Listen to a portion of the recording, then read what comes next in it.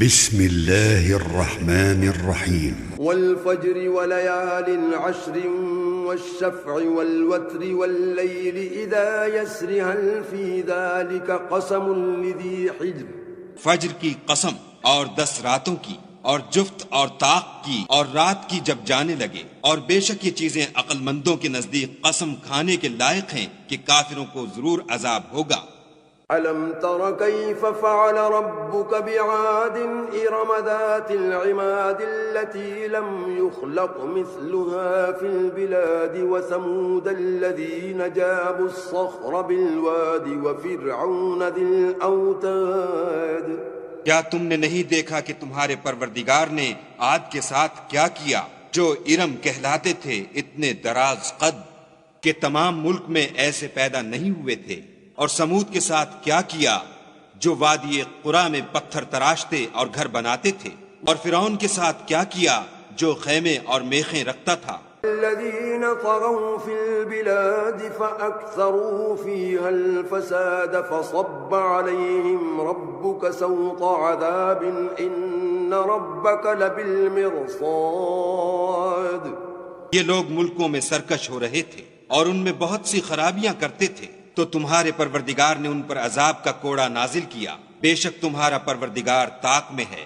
فَأَمَّا الْإِنسَانُ إِذَا مَا ابْتَلَاهُ رَبُّهُ فَأَكْرَمَهُ وَنَعَّمَهُ فَيَقُولُ رَبِّي أَكْرَمَنِ. مگر انسان عجیب مخلوق ہے کہ جب اس کا پروردگار اس کو آزماتا ہے کہ اسے عزت دیتا اور نعمت بخشتا ہے تو کہتا ہے کہ آہا میرے پروردگار نے مجھے عزت بخشی. وَأَمَّا إِذَا مَا ابْتَلَاهُ فَقَدَرَ عَلَيْهِ رِزْقَهُ فَيَقُولُ رَبِّي أَهَانَنِ. اور جب دوسری طرح آزماتا ہے کہ اس پر روزی تنگ کر دیتا ہے تو کہتا ہے کہ ہائے میرے پروردگار نے مجھے ذلیل کیا.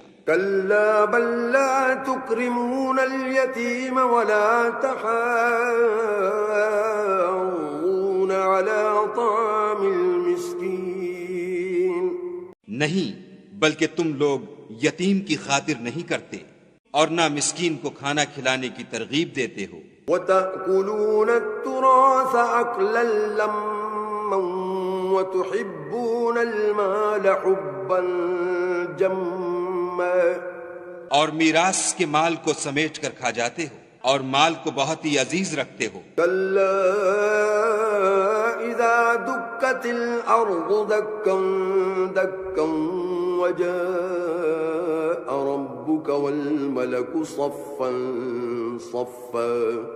تو جب زمین کی بلندی کوٹ کوٹ کر پست کر دی جائے گی اور تمہارا پروردگار جلوہ فرما ہوگا اور فرشتے قطار باندھ باندھ کر موجود ہوں گے.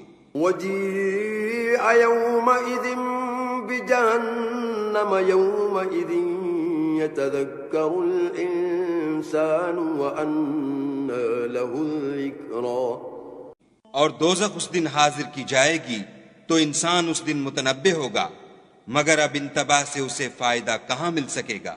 يقول يا ليتني قدمت لحياتي فيومئذ لا يعذب عذابه أحد ولا يوثق وثاقه أحد.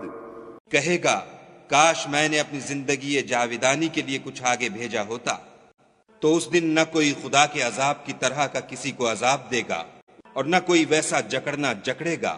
يا أيتها النفس المطمئنة ارجعي إلى ربك راضية مرضية فادخلي في عبادي وادخلي جنتي.